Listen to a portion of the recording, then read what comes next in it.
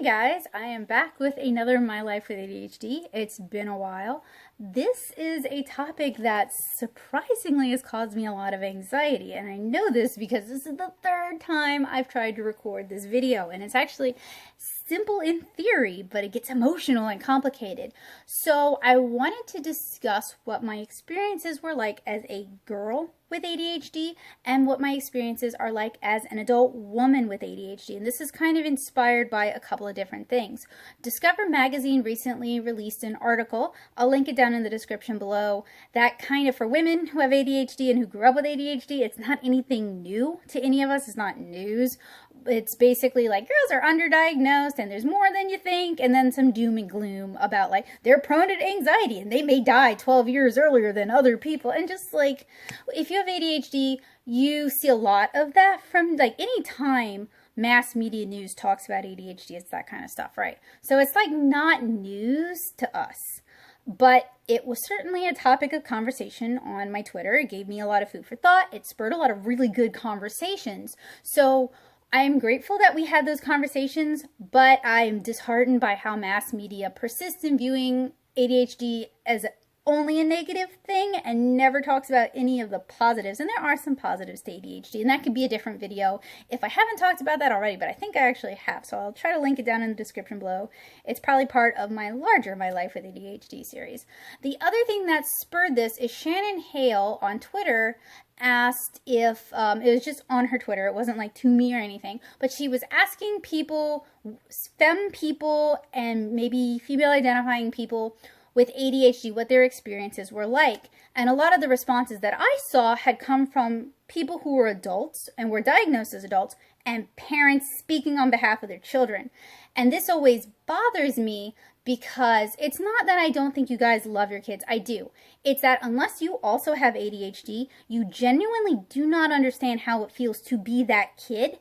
And often how you describe us being your child or children with ADHD, is very myopic and unflattering. We're obnoxious, we're distractible, we're unfocused. Like it's a very specific, you never talk about how creative we are when you're talking about us to other people, you know? So also, I just feel like parents talking about their kids' ADHD without their kids' consent and without their kids' input to another adult, and it's not like a parent-to-parent conversation, it's a public conversation, is squicky. So now I do want to also caveat that ADHD has strong genetic correlations, okay? So just because you as the parent might not have ADHD, someone in your family does. It has to come from somewhere. There are a few environmental factors that can like flip the switch, but ADHD is genetic. You or your spouse have it. And what's really interesting, if you read literature, especially like Driven to Distraction and Delivered from Distraction, some of the Hollowell books, which I highly, highly recommend, they're great. He talks about how many parents, after their kids diagnosed, go back and talk to a doctor and go through the testing and find out that they themselves are ADHD and they'd never known it. There's a lot of women who get diagnosed as adults who would never have thought, based on the traditional way ADHD is presented, that they themselves would have ADHD. And one of the joys of my life, one of the reasons I actually do this series, I don't do it as frequently as I used to, but I still do add to it. And one of the reasons I'm so out is me being out and me talking about my experiences, not as a professional, like I'm not a medical professional, I'm not a counselor, just me as a woman with ADHD who grew up with it, has inspired a lot of people to get tested, and a lot of people have found that they're ADHD, and we're then able to make accommodations in their lives to accommodate that. So I feel very touched that me sharing my experiences was able to help people like that, and maybe also to help destigmatize ADHD, because that's one of the #1 things I want to do with this series is I want to make it okay to be ADHD. It's not, oh gosh, so many parents act like when their kid gets diagnosed with ADHD, it's like the end of the world. And frankly, it's insulting. It's insulting to your kid. They don't want to see you act like who they are is not what they wanted. Come on, think about that.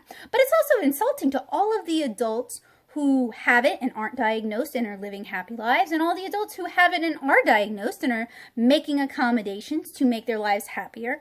There are so many of us who have it and are not disaster piece theaters. So when you act like it's the end of the world, that's very selfish. That's how you feel, but that's not necessarily how your kid would think of themselves if you didn't phrase it that way. And I see that when I teach. And I see that when I talk to parents who tell me their kids have ADHD and they act like it's terrible, and I'm just like, thanks.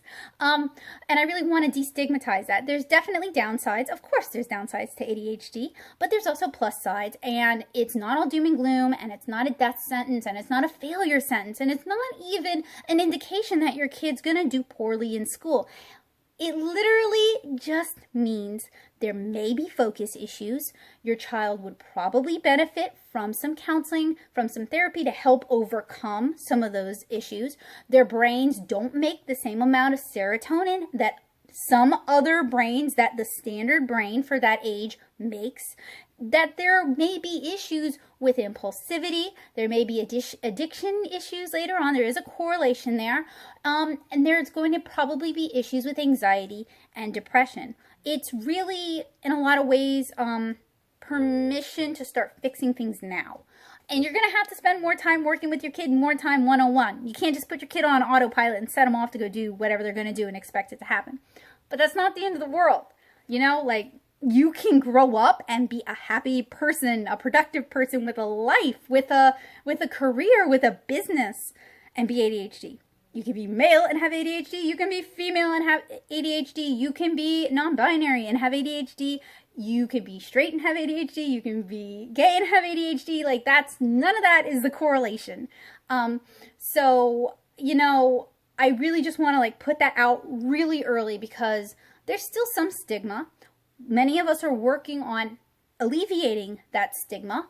There's a lot of people who are not yet comfortable being out with their ADHD. It's understandable because there is that stigma. But there are some of us who are in a position where we can afford to be out, whether we're self-employed and we can pick who we work with, or we're in a line of work where that really doesn't matter, or we are financially secure enough that even if we were to lose work from it, it wouldn't make us destitute. We can afford to, some of us can afford to be out and open about it. And I feel very strongly about it, okay? We're going to talk about that in a bit. And there's a lot of reason why I am out and open about it, because there's a lot of women who can't be, but I can be. So I'm going to be. And I don't want to be, like, obnoxious about it. It's not, it is a personal crusade that I feel very strongly about.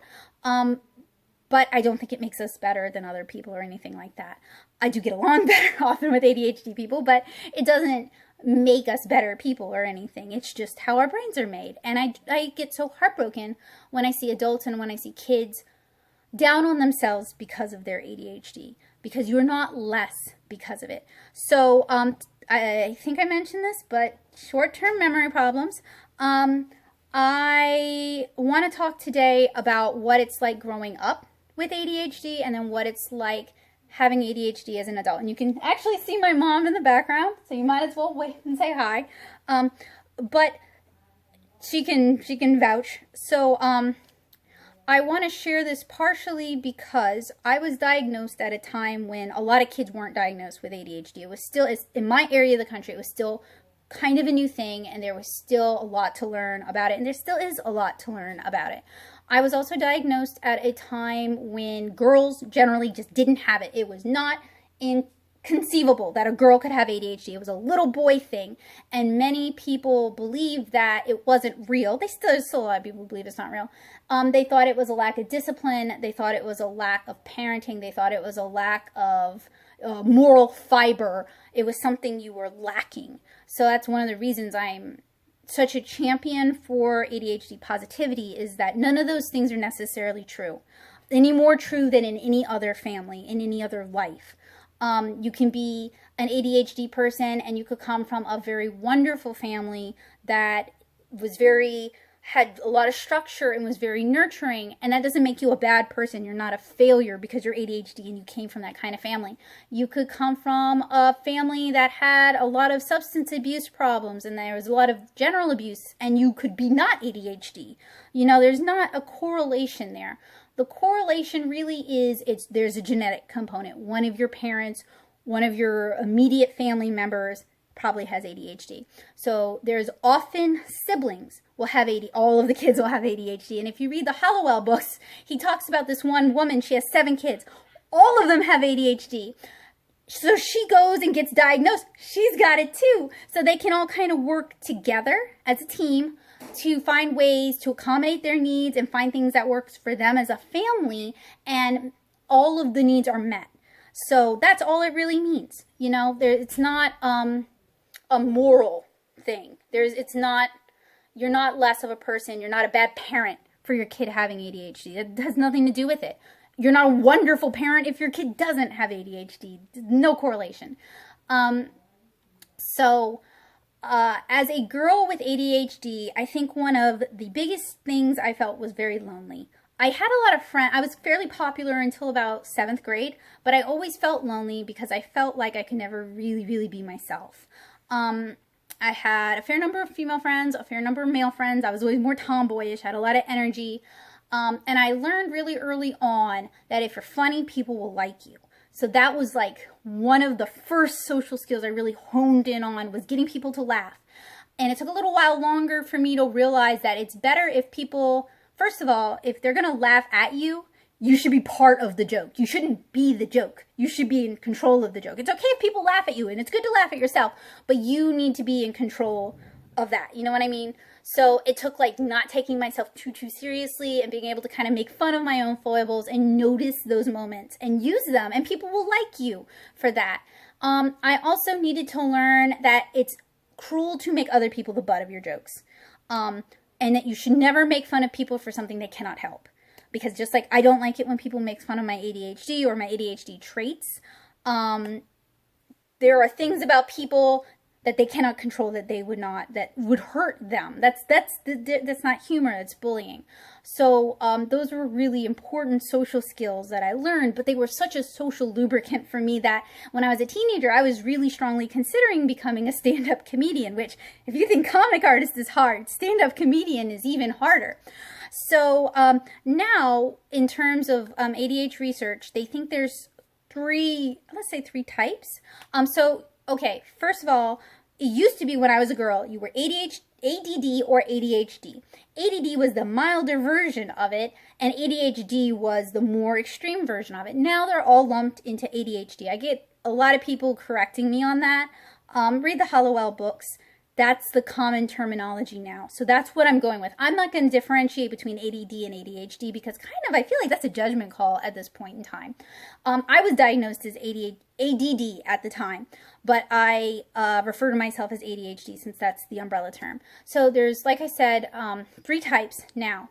There is and I'm going to not use the correct terms, I do apologize, I cannot remember them, but there's one where you're more prone to hyperactivity, there's one where you're more prone to kind of fritzing out into outer space and you tend to be more quiet and more withdrawn, and then there's combination type. And when I was a kid, I was definitely very hyper for a while, and then I kind of transitioned into the more check out into outer space type, and now I think I'm combination type because I have that like high energy level, but I also like to spend a lot of time alone. So one of the predominant feelings I felt as a girl with ADHD was very alone.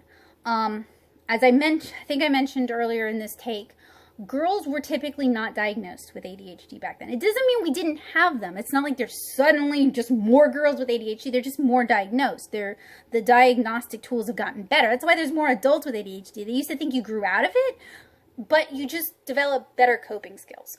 So it's just more people getting diagnosed, which I think is a wonderful thing because it's more people who can get help. And who can seek resources as they need it. So it's just more information, and more information, you can do with it what you want. But I definitely felt alone. Like I said, I had friends, but the friends that I really liked the most and was the closest to were other girls with ADHD because I felt like I could be myself and I felt like they got me. I remember as a child, I always felt like everyone else could hear the beat of the drummer and I couldn't. And I was just trying to copy what they were doing. So I always felt out of step, out of place. There's a comic that's pretty popular, ADHD Alien. That's a really, really common way to feel about yourself, is that you're an alien and everyone else is the same human species and then you're this ADHD other. And this can be particularly difficult when you are the only ADHD person in your family, or your parents don't have ADHD, or everyone in your family is in such denial that you might have cousins who are ADHD, but their parents would never get them tested. Never, ever, ever. They can't possibly have it, right? So it's very alone. And it's also very difficult when you come from a family where ADHD is viewed as a moral failure. It doesn't have to be your immediate family. It doesn't even have to be like your related family. It could be your church family. It could be your school family. It could be your teachers. When the people who are in your life all the time view how you are and what you struggle with as a lack of you as a person. And I want to say it's not, okay? It's something to do with our brain chemistry, and it is not that you are a bad person or that you are less. I definitely don't want you to feel that way, because I grew up and I still struggle with those feelings. I grew up feeling like that a lot. And it wasn't that my mom or my dad fed into that. They were actually really good for the most part. My dad, not so much. My mom, more so. They were really good about it. My mom was really on the ball regarding ADHD and ADHD accommodations and trying to understand where we were coming from. So I was very privileged as a child in the 90s to A, get diagnosed very young. I was like 5. B, to have a parent who my mom taught middle school. She understood. She did a lot of research. She'd read a lot about it, and she had students who were ADHD. So she understood how to change her teaching style to accommodate their needs. She understood how to bring in these supplementary materials that would better engage. So educational video games or novels, books, different kinds of games, card games, physical manipulatives. She understood how to bring that in to better engage students who might otherwise be lost. And I was very, very, very fortunate. So I was a girl who was diagnosed in the 90s, and I had a parent who kind of understood how to deal with it, which is crazy. Like no one got that in the 90s. I was very fortunate. But I still felt very out of step. I often felt like I was a disappointment to my parents. I often felt like I wasn't really what they wanted. And it wasn't necessarily like they really made me feel that way. It was a lot of extended family made me feel that way, and a lot of school made me feel that way. Like I just wasn't good enough ever. I also felt very overworked. So the thing about, so often a stereotype about ADHD kids is that they're bad at school.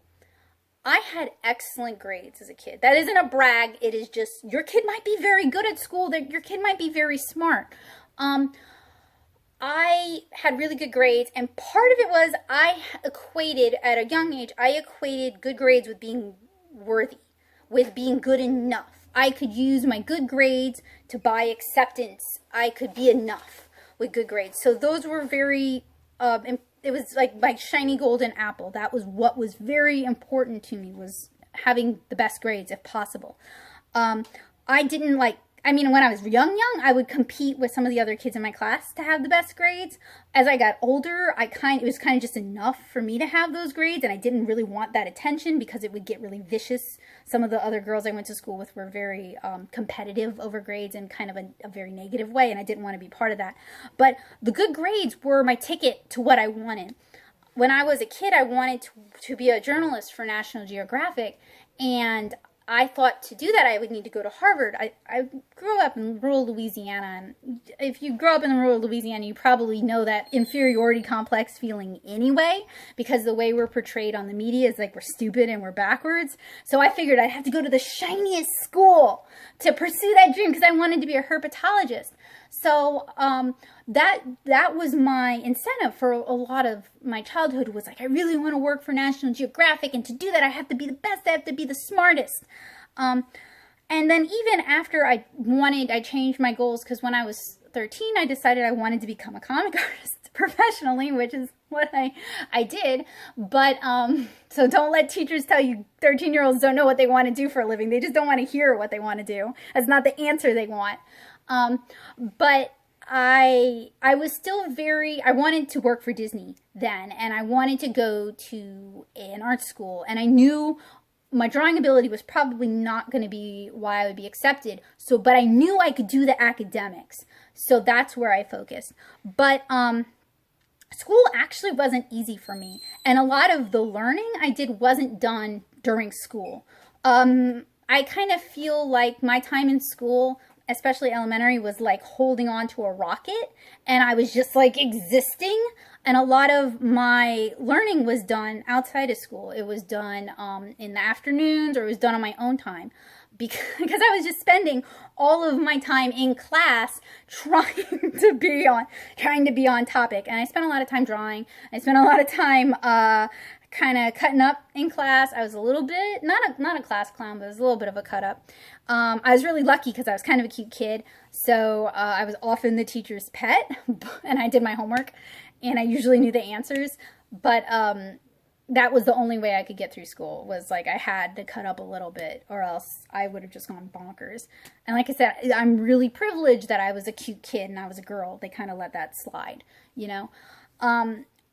But a lot of my learning, a lot of my education was either done because, for example, my mom would make us read for an hour every day. Like, you had to sit and read, no TV, nothing.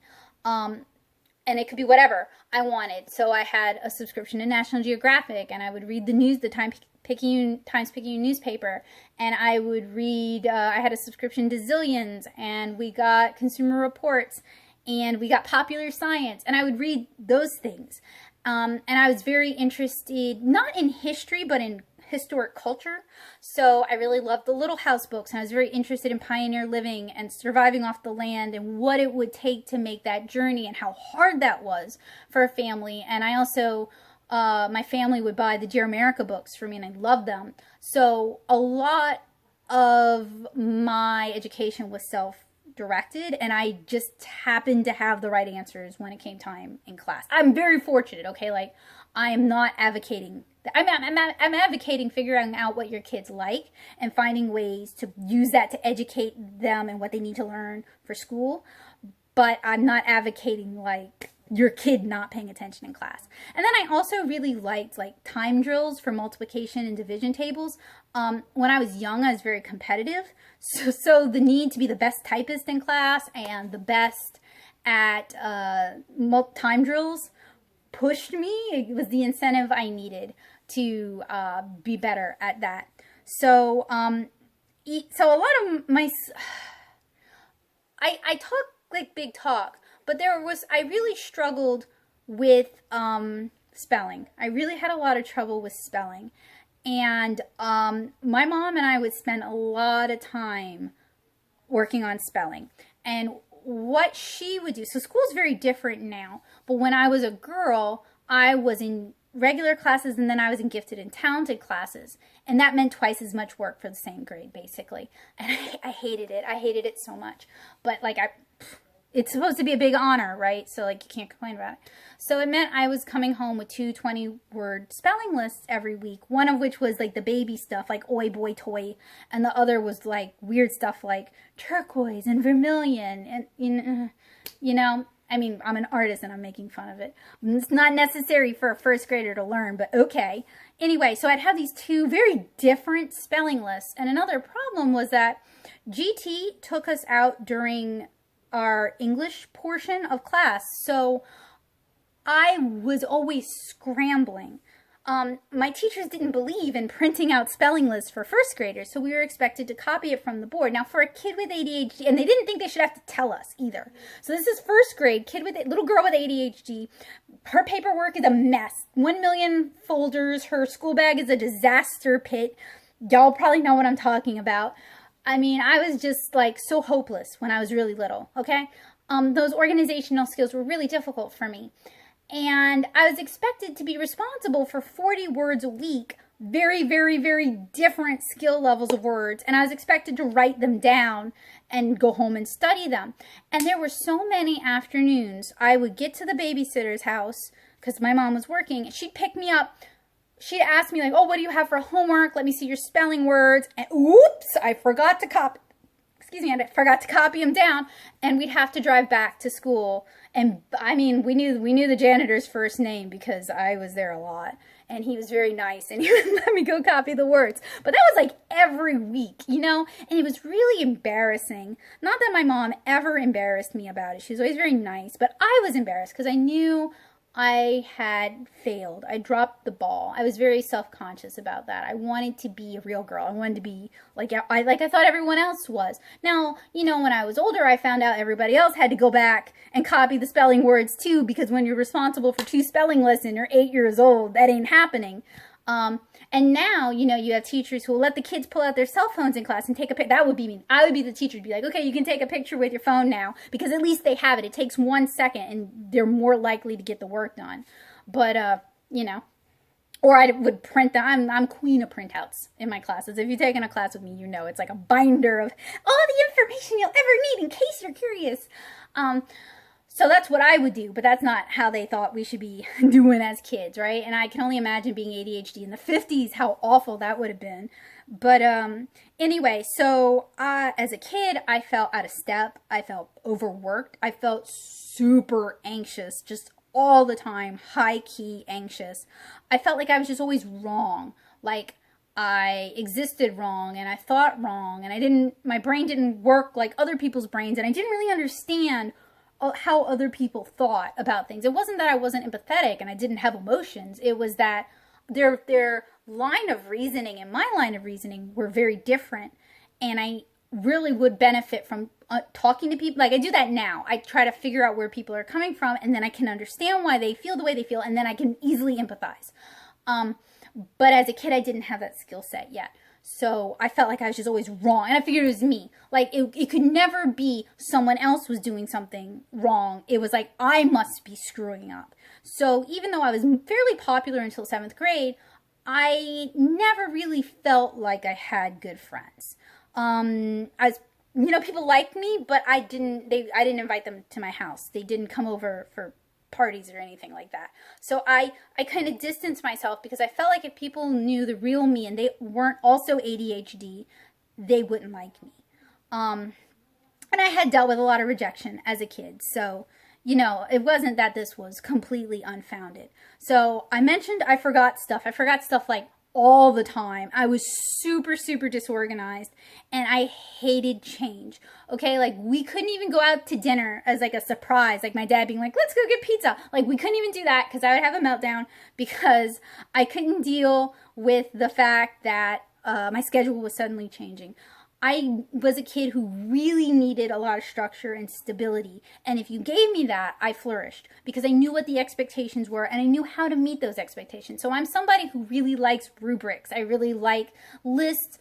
I will always exceed what you ask of me, but I need to know what you want so I can give you what you want. And people don't like hearing that in creative professions because they expect us to read your mind and dazzle you. And like, yo, come on. Yeah, you know what you want. And I say this, but like ADs who are actual artists are good about giving me like exactly what they want. It's the ones who aren't artists who are really bad at it. So that has not changed. I still really like structure. I really like stability. So one of the things that actually really changed my life for the better is in 4th grade, they decided everyone had to have a planner. We were going to do planners. Some schools make the ADHD kids do planners and no one else has to do planners, and that makes an otherness that you guys know what I'm talking about. It's just another thing that makes it different. But Lakewood decided everyone was going to do planners, and I really liked it. Okay, like they were kind of cute, and they had these really corny jokes, and they had lots of space to write. And it was great. I could put all my homework assignments on the day, and the day was due, and I had teachers. Some of my teachers were really awesome. Some of them were not so much. But I had a couple of teachers who were really good about everyone first 10 minutes of class were all copying the homework. And they would go around and make everyone got checked. And I liked it because I wasn't being outed. So in Louisiana, if you have anything that makes you different, whether you're gifted, whether you have a learning disability, you have an auditory disability, anything that changes how a teacher is going to approach teaching you, you have something called an IEP. And Every year my mom and I would get in an argument because she was like, I have to tell your teachers you have ADHD. They have to know this. And every year I was like, please don't tell them. It's not going to affect my grades. Please don't tell them. They'll out me to the class. And I had several teachers who outed me to the class, and it was always humiliating. Because there was a stigma. I mean, there might still be a stigma. I'm not a 10-year-old little girl. I don't know. But there was a very strong stigma at the time. And it would always start with, no, you can't have ADHD. You make A's. No, you can't have ADHD. You always turn in your homework. Yeah, because I had an anxiety problem. I would literally have a panic attack if I forgot my homework. I'd sit there and cry because I felt so guilty. And then, you know, once the shock wore off, they'd start making fun of me, and they'd call me crazy, and they'd call me weird, and they'd say really, really uglier things that we're not gonna, y'all know what I'm talking about, but we're not gonna talk about because that's unfair to people who fall into that category, just as it's unfair to us. It's just ugly to talk about people like that. And I hated it. But she was like, they need to know so they can address your needs. And I mean, I agree with, in a world that's fair, I agree with that. But in a world that I lived in, I hope they've changed their behavior is all I'll say. So, I really hated who I was for, like, I hated the ADHD. I hated that I was different. I hated that I was weird. I hated that I was really skinny. I hated my brown hair. I hated my freckles. I just hated everything about myself. And, you know, a lot of adults will brush that off. It's like every teenager feels that way. But it was for most of my childhood, and it was deeper than just that. Because I had friends who, you know, they hated themselves, but it was real deep. And, I was also very underweight for a few different reasons, but one of them is that, and it's documented, that Ritalin, that any of the ADHD medications that that for other people have, that are, amphetamine based medications, it's going to increase your metabolism. So for most of my childhood, I never weighed more than 60 pounds, which meant I got teased a lot, and then as a teenager, I didn't weigh more than 90 pounds until I was like 19. And a lot of kids would say that I was bulimic. They would tell people that I had anorexia. I had teachers who would like talk to me about my eating disorder. I mean, it was bad on top of bad.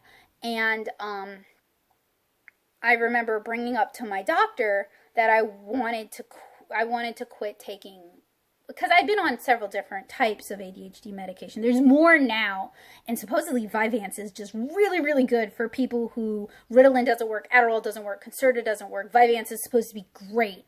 So please do not take what I'm telling you as me condoning not taking your medication. What I am recommending, what I think is very beneficial, is counseling or therapy, learning how to accommodate for your ADHD, getting help before the anxiety gets real bad or before the depression sets in. That I advocate, that and medication. But that wasn't how ADHD was handled when I was younger, in the 90s and in the early 2000s. They thought that you take the pill and it magically fixes your brain. I mean, my parents didn't think that. But so this is going to be a pretty long video, so I'm going to go ahead and cut it here. And I'm going to talk about my experiences as an adult with ADHD and later college ADHD in another video. I'm going to release them both on the same day, so it's not like you have to wait a week or anything for it. But I know some folks are not going to want to sit through a super long video in one setting. And also, this might give you guys a chance to kind of mentally digest some of what I'm saying, because I know for parents, this has probably been like a whole lot of information. I also want to caveat, again, I'm not a medical professional. You should speak to a medical professional. There are a lot of wonderful books on the subject. Not all of them are created equally. My favorites are Delivered from Distraction and Driven to Distraction by Hollowell. I will link them down in the description below. They are some of my favorites on ADHD, but they do aim more towards adult ADHD. But there's a lot of books about childhood on onset ADHD, and there's probably a lot of really wonderful experts who can also provide some input, but I do think hearing someone who has ADHD and was diagnosed as a child does provide some benefit, since it will kind of give you some insight into what your kid's going through, and maybe you can help address some things before they become big problems. So in the next video, we're going to kind of talk more about ADHD as an adult. Also, if you are unfamiliar with my Life with ADHD series, but you enjoyed this video and you want more ADHD content, that is a series that I have here on this channel. I don't even put ads on it, okay? It is 100% from me to you to help just dispel some of the myths about ADHD, and also to help people feel more comfortable with the fact that they have it, and to help them accept themselves and accept others who might have it. So I will see you guys in the next video.